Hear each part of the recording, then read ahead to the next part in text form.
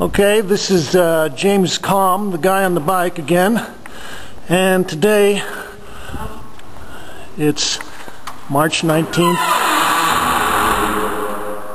2007, and we are here at Supreme Trading at a painting show titled Abstract Brooklyn. This show is actually curated by Larry Walczak, who is the proprietor of Eyewash Gallery. Would you like to talk a little bit about your exhibition here and some of your ideas and what you're trying to accomplish with this? Well, welcome to Brooklyn Abstract. It's a collection of 13 different artists that come from 5 different neighborhoods in Brooklyn, New York. Clinton Hills, Bushwick, Dumbo, Greenpoint, and of course Williamsburg, where we are now. And these are pretty much a collection of mid-career artists who are creating some fresh, new work, non-objective artwork. And the thing I like about this show is just that it points in some very distinct directions and gives you a sense of the options in this vocabulary. Well, I can't really get a picture of that. This is Daniel Rosenbaum, who's lived in the Williamsburg neighborhood for almost 20 years. And his paintings are changing like many others. But this is Mary Schiavo, who actually takes these sheets of mylar and dips them in trays of acrylic. And depending on how many dips and how much success she has, this is the kind of end results that she'll find.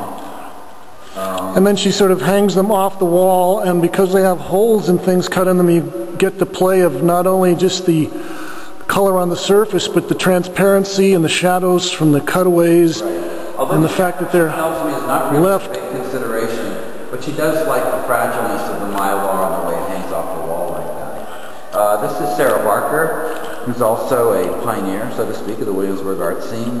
Been around a long time, and Sarah is actually engaged in a whole series of paintings that are using stars or types of stars or hinting at stars in some way. And out of many paintings, this is the one I picked for this show, obviously. This is Peter Barrett, who is from Clinton Hill Studio, has a huge wood studio as well as painting studio down there.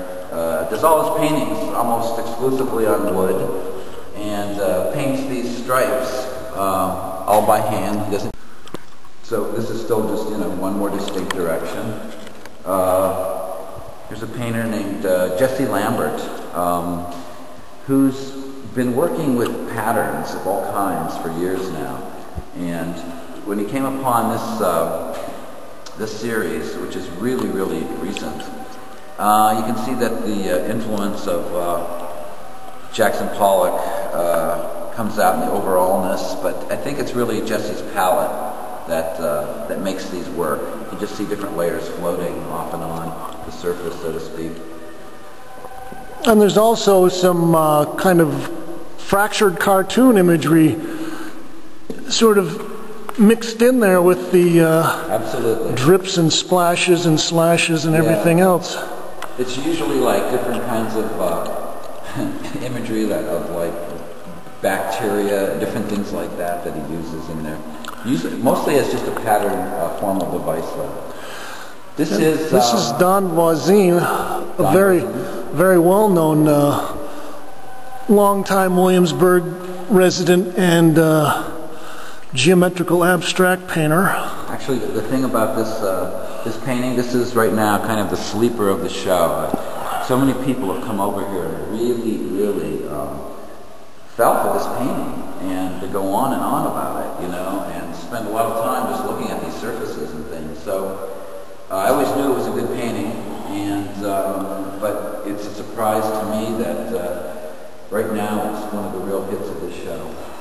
Well, he is an incredible craftsperson when it comes to his treatment of the surface and paint application.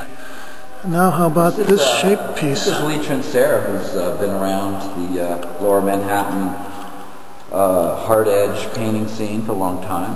Lee lives in Westbeth these days, and she is a dedicated, long-term hard edge abstractionist, as I said. To her, this is it. This is where she wants to be, and this is where she's going to stay. She just did this whole series on X's. This larger piece measures 10.5 feet by 7.5 feet. It's by Peter Fox. It's called The Big Picture, and Peter's did this piece a couple years ago, and only until now has it actually been exhibited. And the problem was it's such a big piece that it demands you really get back at it sometimes. And this was the perfect place for him to show it, and it fits perfectly into the show. And it was many months in the making, needless to say. And how about for years. And I always like to think back to what Holland Cotter said about Mark's work in the New York Times, when he said, you know, Mark is not going to be a big innovator in terms of this direction in painting, but he makes it interesting and fun and has his own personality that he brings to the mix. Yeah, that little painting is a beauty.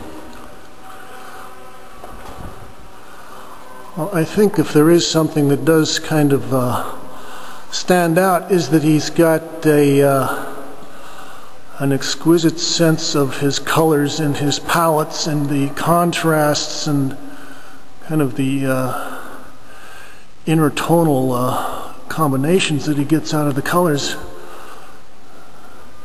It's very nice.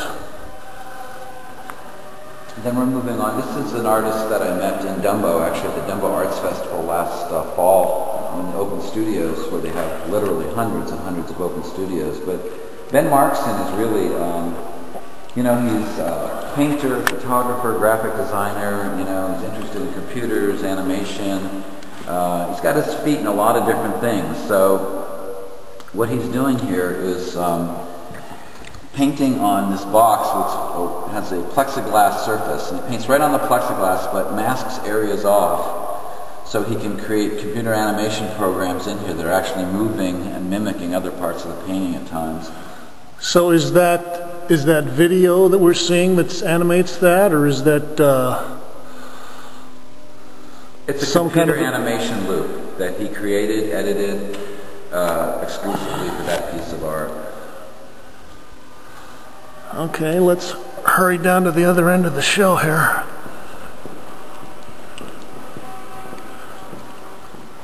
These are by Gene Trammell, who also has shown off and on at Eyewash and has done some very interesting work, three-dimensionally and two-dimensionally. But I fell in love with the series of paperworks that she started doing in the fall. And the one that you're showing right now is a particular favorite of mine. In fact, I put it right on the masthead of my blog, Ion Brooklyn.